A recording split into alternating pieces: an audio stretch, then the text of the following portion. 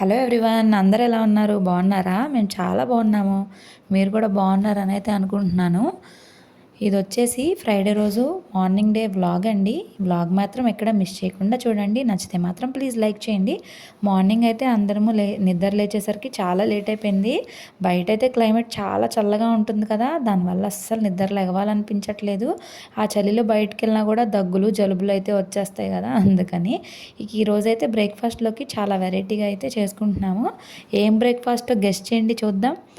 So పెరుగు అయితే తీసుకుంటున్నాము. ఇంకా ఈ గోధుమ పిండితోటి మైసూర్ బజ్జీలు అయితే వేసుకుంటున్నాము ఈరోజు. ఫస్ట్ 1 కప్పు పెరుగు తీసుకొని దాన్ని అయితే బాగా మెత్తగా అదే కుదుపులు లేకుండా అయితే బీట్ చేసుకోవాలి ఇలాగ స్పూన్ తోటి. అలా బీట్ చేసుకున్న తర్వాత దానిలోకి 1.5 కప్పు గోధుమ పిండి అయితే కలుపుకోవాలి. అందరూ మైదాతోటి చేసుకుంటారు కానీ మైదా అంత హెల్తీ కాదు కాబట్టి ఇలాగైతే ట్రై చేసి చూడండి. టేస్ట్ మాత్రం మామూలుగా రాలేదు. మీకు ఖచ్చితంగా నచ్చుతుంది. ఇది మీరు చూసారా లేదా ఇప్పుడే చూస్తున్నారా అనేది కూడా చెప్పండి. ఇంక ఇందులోకి అయితే అన్నీ వేసి జీలకర్ర ఉప్పు అన్నీ కూడా వేసేసి బాగా కలిపేసుకోవాలి. మెత్తగా కలుపుకోవాలి. పెరుగుతోటి ఫస్ట్ పిండి బాగా కలిపేసుకున్నాక మనకి కొంచెం వాటర్ కూడా యాడ్ చేసుకొని మనకైతే అర్థమవుతుంది అనమాట. అది కన్సిస్టెన్సీ అర్థమవుతుంది కదా మనకి, పునుగులాగా వేసుకోవాలంటే ఎలా కావాలని చెప్పేసి. ఇంకా అంతా కలిపేసుకున్న తర్వాత దానిలోకి బియ్యపు పిండి ఉంటుంది కదా, అది కూడా కొంచెం అయితే వేసుకోవాలి, 2 స్పూన్స్ లాగా. సో అది కూడా వేసుకొని కలుపుకుంటే ఏంటంటే ఆయిల్ అనేది పీల్చకుండా క్రిస్పీగా రావడానికి అయితే ఉంటుంది.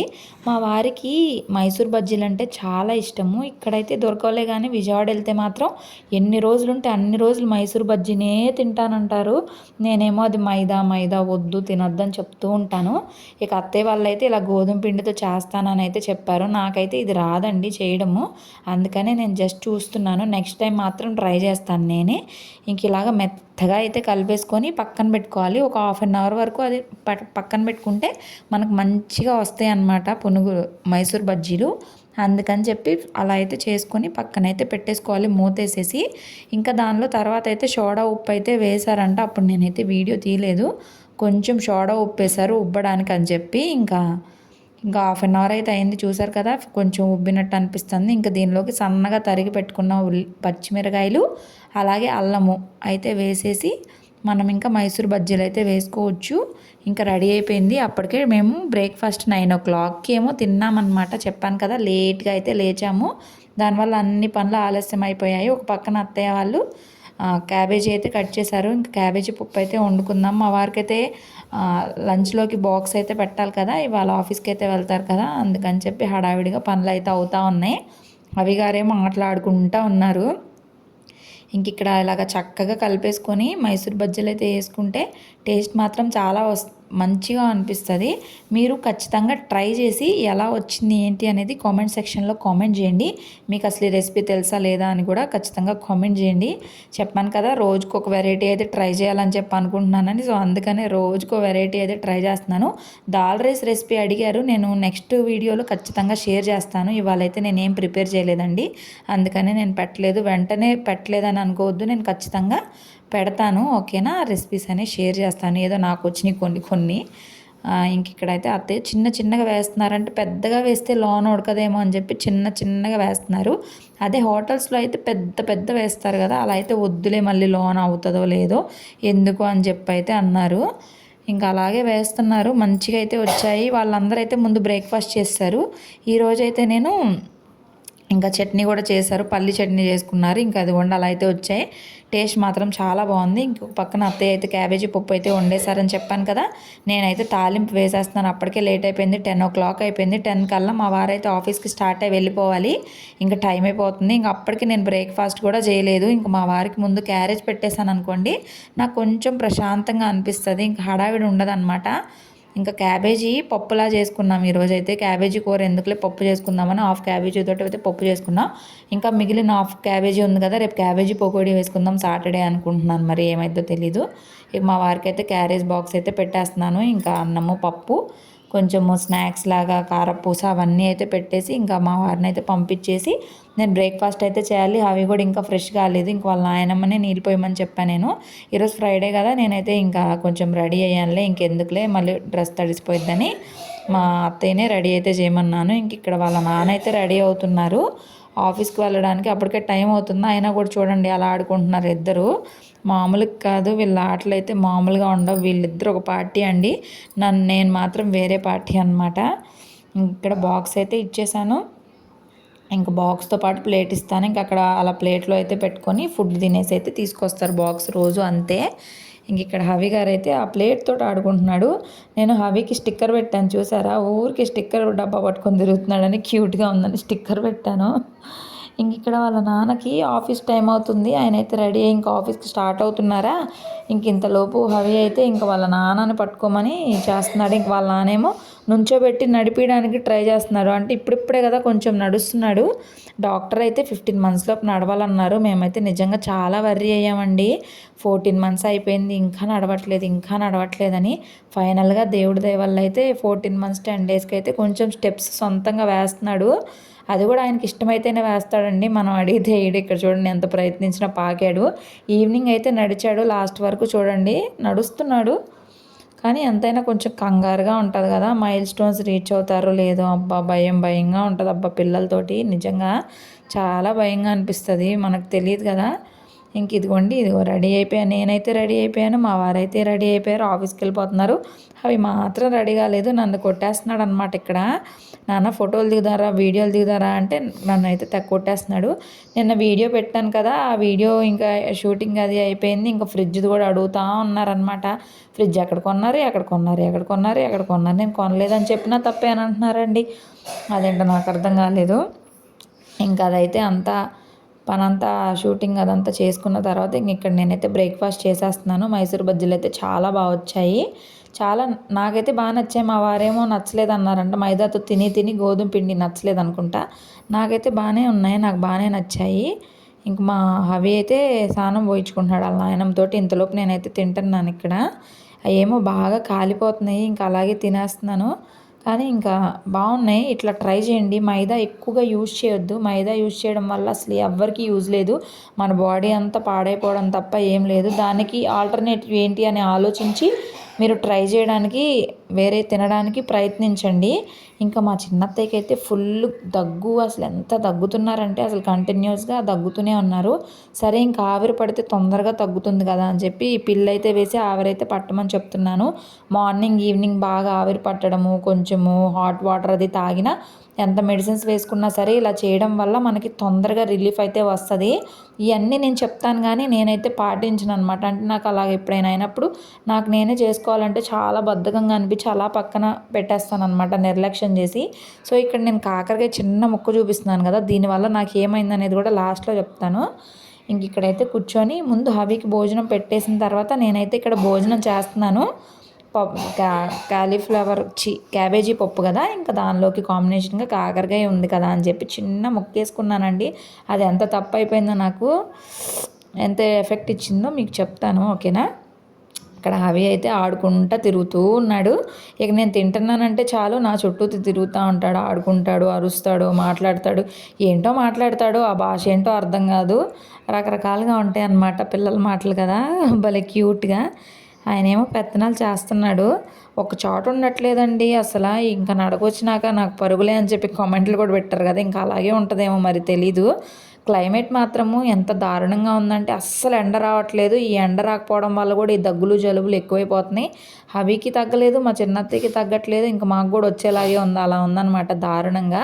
నిన్న మార్నింగ్ అనంగా వేసాము ఈ బట్టలు, ఇంకా మళ్ళీ చల్లగా అయిపోతుంది, మళ్ళీ చల్లగా అయిపోతాయి ఎందుకు ఇంకా అని చెప్పి ఒక 3 o'clock ఆ టైంలో అయితే నేను బట్టలన్నీ కూడా తీసేసాను. సరే ఆరలేని ఏమన్నా ఉన్నా సరే అవి లోపలైతే వేసేసుకుందాము, ఫ్యాన్ గాలికైనా ఆరిపోతే కొంచెం వెచ్చగా అనిపిస్తుంది కదా ఇంట్లో అని చెప్పి. ఈ బయట చల్లగాలికి అయితే అసలు వేస్ట్, ఇంకా చాలా బట్టలు ఉన్నాయన్నమాట, ఇంకా ఉన్నాయి. ఇక అందరము చాలామంది ఉన్నాం కదా ఇంట్లో, ఇంకా రోజు వస్తూనే ఉంటాయి. మళ్ళీ రేపు వాషింగ్ మిషన్ అయితే వేయాలి సాటర్డే రోజు, ఇవాళ ఫ్రైడే రోజు అయితే నేను వేయలేదు ఇంకా. సరే ఇంకా ఆరవలే అని చెప్పి, ఇంకా అదే పైగా మాకు పక్కన కామన్గా ఉంటుంది కదా, దాని తర్వాత వీడియోస్ షూట్ చేశాను కానీ అసలు ఆ వీడియోస్ ఎందుకు సేవ్ కాలేదో నాకు అర్థం కాలేదు. నేను ఇల్లంతా క్లీన్ చేసింది అదంతా కూడా అసలు లేదనమాట వీడియో, నాకేం అర్థం కాలేదు. నేను ఇక్కడ కిచెన్ దగ్గర ర్యాక్ అంతా కూడా నీట్గా సర్దాను, కింద అంతా కూడా చాలా ఎక్కువ సామాన్లు అయితే ఉన్నాయి. అత్తయ్య వాళ్ళు వచ్చాక ఇంక నీట్గా అయితే సర్దుకొని వీడియో రికార్డ్ చేశాను. ఇల్లంతా క్లీన్ చేసి వీడియో రికార్డ్ చేశాను. ఆ వీడియోస్ అసలు ఎందుకు సేవ్ కాలేదో నాకు అర్థం కాలేదు. ఇంక ఈవినింగ్ వచ్చి చూస్తే లేవు. సర్లే ఇంకా దాని గురించి బాధపడితే టైం వేస్ట్ చేసుకోవడం ఎందుకని మళ్ళీ వీడియోస్ అయితే షూట్ చేస్తున్నాను. ఇంకా అత్తయ్య వాళ్ళు అయితే ఇంక అసలు వాళ్ళకి 4 o'clock కల్లా టీ పడిపోవాలన్నమాట. ఇక వేడివేడిగా టీ అయితే పెట్టుకొని తాగేస్తున్నారు. బయట అయితే ఫుల్ చలిగా ఉంది కదా, ఇక వాళ్ళు టీ అయితే తాగుతున్నారు. ఇక్కడ హవి వాళ్ళ ఫ్రెండ్ అయితే వచ్చాడు జశ్వంత్. ఇక వాళ్ళ ఆటలు మామూలుగా ఉండవు. ఎంతైనా సరే పిల్లలు ఉంటేనే తోడుగా వాళ్ళు ఎలా ఆడాలి, వాళ్ళు ఎలా మాట్లాడాలి, లేకపోతే ఏంటి అన్నీ తెలుస్తూ ఉంటాయి. మనతో ఎంతసేపు ఉన్నా వాళ్ళకి ఇంకేం తెలియదు కదా. అందుకని చెప్పి మనము ఎక్కువగా పిల్లలతో కలపడానికి అలాగా ట్రై చేస్తూ ఉండాలి. అసలు హవి వాళ్ళు వచ్చినప్పుడు ఎంత యాక్టివ్గా ఆడుకుంటాడంటే మామూలుగా కాదు. అది మేము ఉన్నాం అనుకోండి ఆడతాడు కానీ ఏదో అటు ఇటు తిరుగుతూ ఉంటాడు. కానీ ఆ పిల్లలు వచ్చినప్పుడు మాత్రం చాలా యాక్టివ్గా ఆడుకుంటూ ఉంటాడు. మంచిగా నవ్వుతాడు, ఆడుకుంటాడు, అరుస్తాడు, చాలా యాక్టివ్గా ఉంటాడు. మీకు కూడా చిన్నపిల్లలు ఎవరైనా ఉంటే ఇలా పిల్లలతో కలపడం, పిల్లలతో ఆడిపించడం అలా ట్రై చేయండి. అదే నెక్స్ట్ బేబీ అనుకోండి అన్నలో అక్కలో ఆడిపించేస్తారు. కానీ ఫస్ట్ బేబీకి ఎవరు ఉండరు కదా. ఈవెన్ ఈ కారులు తోసుకుంటూ వెళ్ళే ఆట కూడా ఆ జశ్వంతే నేర్పించాడు. నాకైతే తెలియదు కదా, మనం ఇలా ఆడం కదా బొమ్మలతోటి, ఏదో ఇచ్చేసి ఆడుకో అంటాం కానీ అట్లా ఏం చేయం కదా. సో అందుకని పిల్లలతో ఆడుకుంటేనే వాళ్ళు చాలా యాక్టివ్గా హ్యాపీగా ఫీల్ అవుతారు. వాళ్ళు వస్తే చాలా హ్యాపీగా ఉంటాడు అవి మాత్రము. అందుకనైనా మీరు కాసేపు వాళ్ళని పిల్లల్లో కలిపి ఆడిపించడానికి ట్రై చేయండి. ఇప్పుడు కొత్తగా ఆటిజం అది ఇది అని చెప్పి యూట్యూబ్లో వాటిలో బాగా ఇదవుతూ ఉన్నాయి. చాలా జాగ్రత్తగా చూసుకోండి. ఎక్కువ స్క్రీన్ టైం అస్సలు ఇవ్వద్దు పిల్లలకి. ఎక్కువగా మీరే టైం స్పెండ్ చేయడానికి ట్రై చేయండి. ఇంక మనం ఉన్నది అందుకే కదా, ఇంకా టీవీలు పెట్టి చూపించేయడానికి కాదు కదా. బొమ్మలు అయితే అస్సలు చూపించద్దు, కార్టూన్స్ అవి అస్సలు చూపించద్దు పిల్లలకి. అస్సలు అంటే అస్సలకే మంచిది కాదు. దానివల్ల అన్నీ డిలే అయిపోతాయి. వాళ్ళకి ఇంకేం తెలియదు అనమాట. ఇంకా పిచ్చి పిచ్చిగా చేస్తూ ఉంటారు. స్క్రీన్ టైం ఇవ్వడం వల్ల అయితే ఎవ్వరికీ ఉపయోగం లేదు. ఇక ఆడుకొని జశ్వంత్ వెళ్ళిపోయిన తర్వాత నేనైతే ఇక్కడ కూర్చొని ఇవన్నీ తిందాము, చాలా రోజులు అయిపోయింది కదా, అత్తయ్య వాళ్ళు పిండి వంటలు తెచ్చారు కదా అని చెప్పి తిందామంటే అవి మాత్రం అవి ఏంటో తినాలంట. ఇక ఒకటే అల్లరి చేస్తూ ఉన్నాడు. ఇంకెక్కడ నేను కూర్చొని తింటుంటే ఒక చిన్ని ముక్క పెట్టాను. ఎంత చిన్నదంటే అంత చిన్ని ముక్క పెడితే అక్కడైతే తీరిగ్గా పడుకొని తింటున్నాడు. ఆయనకి చెప్పులు లేకపోతే ఉండలేకపోతున్నాడు అనమాట. చూసారు కదా చెప్పులు వేసుకొని ఎంత తీరిగ్గా పడుకున్నాడో.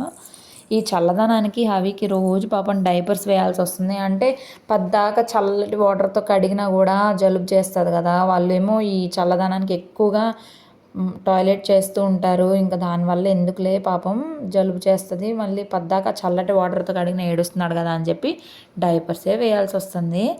నాకు చాలా బాధగా ఉంది. నాకు అస్సలు ఇంట్రెస్ట్ ఉండదు, డైపర్స్ వేయడం అస్సలు ఇష్టం ఉండదు. కానీ తప్పట్లేదు క్లైమేట్ వల్ల. తొందరలోనే ఇవన్నీ నేర్పించాలి, పాటరీ ట్రైనింగ్ అది చెయ్యాలి. 1 year అయిపోయింది కదా. ఇక్కడ చూసారు కదా నేను తింటుంటే ఇంక వచ్చేసాడు. అది అయిపోయింది ఆ చిన్ని ముక్క. ఇక తినాలి అని చెప్పి ఒకటే ఏడుపు. ఇంకా నేనేం చేశాను, ఇక తినడం మానేసి పక్కన పెట్టేశాను. నాకు పిల్లడు కంటే ఎక్కువ కాదు కదా, అవి పెట్టడం వల్ల బాబుకైతే హెల్తీ కాదు. అరుగుతాయో లేదో మళ్ళీ దగ్గు వస్తుందేమో అని భయం అనమాట నాకు. అతి జాగ్రత్త అనుకోండి ఏమన్నా అనుకోండి, నేనైతే హెల్తీగానే పెట్టాలి, హెల్తీగానే పెంచాలి అని కోరుకుంటూ ఉంటాను. ఇంకా పెద్దయినాక వాళ్ళకి ఏజ్ వచ్చినాక ఎలాగో మన మాట విన్నారు కదా. కానీ ఫస్ట్ నుండి మనం ఏం నేర్పిస్తే అదే వాళ్ళు నేర్చుకుంటారు. వాళ్ళని ఎక్కువగా కింద వదిలేసి ఆడుకునేలా చేయాలి. ఇప్పుడు ఏంటంటే గారాబాలు ఎక్కువైపోయి పద్దాకా ఎత్తుకోవడము, ఏ పని చేయనీకపోవడము అదంతా చేస్తూ ఉంటారు. దానివల్లే వాళ్ళ అన్ని మైల్ స్టోన్స్ అనేవి డిలే అయితే అయిపోతూ ఉంటాయి. కాబట్టి ఫస్ట్ నుంచే మనము వాళ్ళని కిందే ఆడుకొనివ్వాలి. ఇక్కడైతే చూసారు కదా ఒక డ్రాయర్ తీసుకొని వచ్చి దాంతో అయితే తెగ ఆడుతూ ఉన్నాడు. ఇంకా పద్దాకా ఏంటంటే హాల్లో నుంచి బెడ్రూమ్లోకి వచ్చేసి ఈ అద్దం చూసుకొని, ఈ అద్దంలో చూసుకోవడం, ఆ కబ్బోర్డ్ ఓపెన్ చేయమని అడగడం అలా అనమాట. ఆ కబ్బోర్డ్ ఓపెన్ చేయకపోతే ఊరుకోడు అసలు. ఆ కబ్బోర్డ్ లాగానే లేదు. రోజుకి 10 సార్లు అవన్నీ పీకేస్తూ ఉంటాడు. అందుకే అది ఇంకా నీట్గా కూడా సర్దకుండా అలాగే వదిలేసామన్నమాట. ఆడుకుంటున్నాడు కదా అని చెప్పేసి. సరే ఏదో ఒకటి ఆడుకుంటున్నాడు కదా, పద్దాక ఏడవకుండా ఎత్తుకోమని అడగకుండా, అది మంచిదే కదా అని చెప్పి అయితే మేము ఎక్కువ ఇది అవ్వము. ఇంక ఇక్కడ స్లిప్పర్స్ తీసేయమంటున్నాడు. ఆయనకి ఇంకా ఇరిటేషన్ వచ్చేసినట్టుంది. స్లిప్పర్స్ తీసేయమని చూపిస్తున్నాడు అనమాట. ఇప్పుడు ఏదైనా చిన్నవి అడిగామనుకోండి, అవి అర్థమైనవి అనుకోండి ఇస్తున్నాడు. సో అలాగా మనం ఏదో ఒకటి మాట్లాడిస్తూ ఉండాలి. మా రిలేటివ్స్లో ఒకళ్ళు అయితే ఆమెకి డెలివరీ అయిపోయినాక అసలు మాట్లాడాలనే విషయం తెలియక ఆ అమ్మాయికి ఫోన్ అది ఇచ్చేస్తే ఆ అమ్మాయికి మాటలే రాలేదు. చాలా ఇయర్స్ పట్టేసిందనమాట. అలాగా మనం చిన్నప్పటి నుంచి ఎక్కువగా వాళ్ళతో మాట్లాడుతూ ఉండాలి. ఎక్కువగా అన్నీ చెప్తూ ఉండాలి. ఇంకా మనం ఇంట్లో ఉండి చేసేదేముంది, వాళ్ళతో మంచిగా టైం స్పెండ్ చేయడమే. అదే కదా వాళ్ళు మంచిగా ఎదుగుతారు. ఎక్కువ మందిలో ఉన్నా కూడా వాళ్ళకి ఎక్కువగా అన్నీ కుదురుతాయి అన్నమాట. ఇంకా వాళ్ళ చిన్ని నాయనమ్మ అయితే నైట్ మళ్ళీ ఆవిరైతే పట్టేస్తుంది ఇంకా.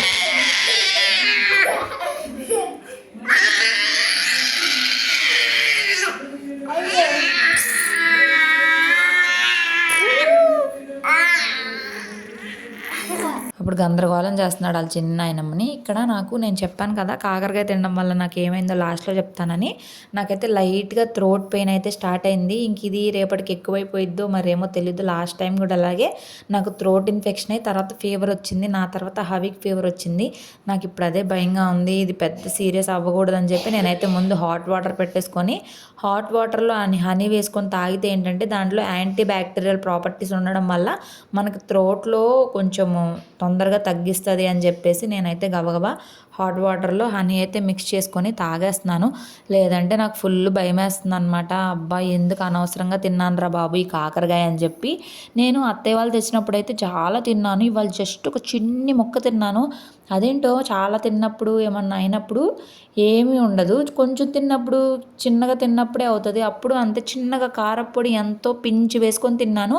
అప్పుడైతే అసలు ఫీవర్ వచ్చేసింది. ఇలాగే థ్రోట్ పెయిన్ వచ్చేసి తర్వాత హవికి 104 ఫీవర్ వచ్చేసింది. అమ్మో అసలు భయం వేస్తుంది నాకు. నిజంగా చాలా భయం వేస్తుంది. అంటే నేను ఒక్కదాన్నే ఉండుంటే నేను ఎంత భయపడను. ఇప్పుడు బాబు ఉన్నాడు కదా, నాకు ఏదొచ్చినా నాతోనే ఉండడం వల్ల బాబుకి కూడా వచ్చేస్తుంది. అదే నాకు చాలా భయంగా ఉంటుంది. సో మనం తినేది చాలా జాగ్రత్తగా తినాలి. అతి రేరుగా తిన్నా ఇబ్బందే, అది కొంచెం తిన్నా ఇబ్బందే. ఎప్పుడు ఏ ఇబ్బంది వస్తుందో తెలియట్లేదు. హెల్తే మెయిన్ అండి. డబ్బులున్నా లేకపోయినా ఆరోగ్యం ఉంటే డబ్బులున్నంత బలము. అదే మనకి ఎంత డబ్బులున్న ఆరోగ్యం లేదనుకోండి ఏం సుఖం లేదు. ఆ హాస్పిటల్స్ చుట్టూ తిరగాలి, మనము పడాలి. అందుకని మన ఆరోగ్యాన్ని మన చేతుల్లోనే జాగ్రత్తగా చూసుకుంటా మనం ఏం తింటున్నామా ఏంటి, మనకి ఎంతవరకు అది ఉపయోగం అనేది ఆలోచించుకొని తింటూ జాగ్రత్తగా ఉండడం వల్ల అందరికీ మంచి జరిగిద్ది అనమాట.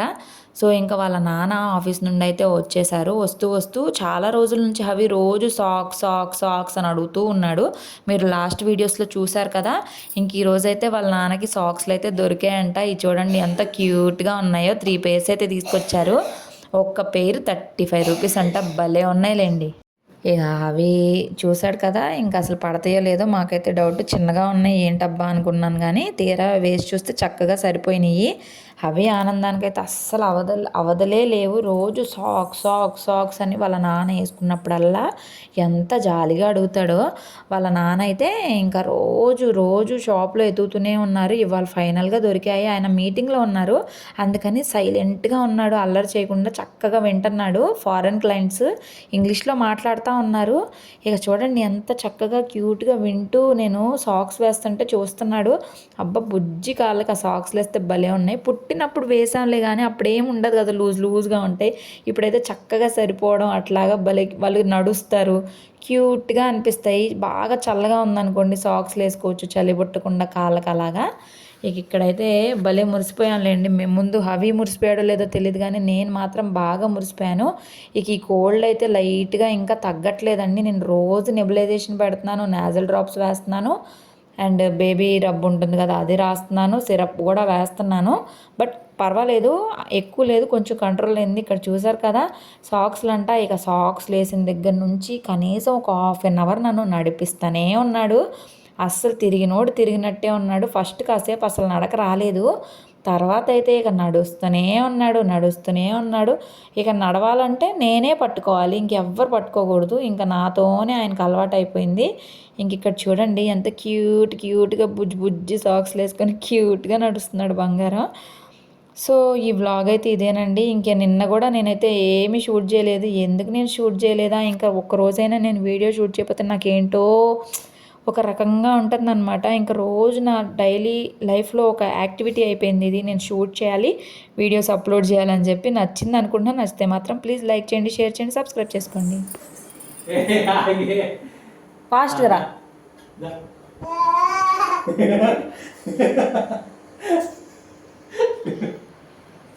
మళ్ళీ ఇంకా చాలులే పాపం. మళ్ళీ ఆగమా ఆగా దా దా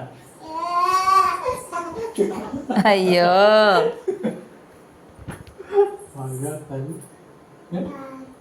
చాక్స్ అయ్యి చాక్స్ అయ్యి చాక్స్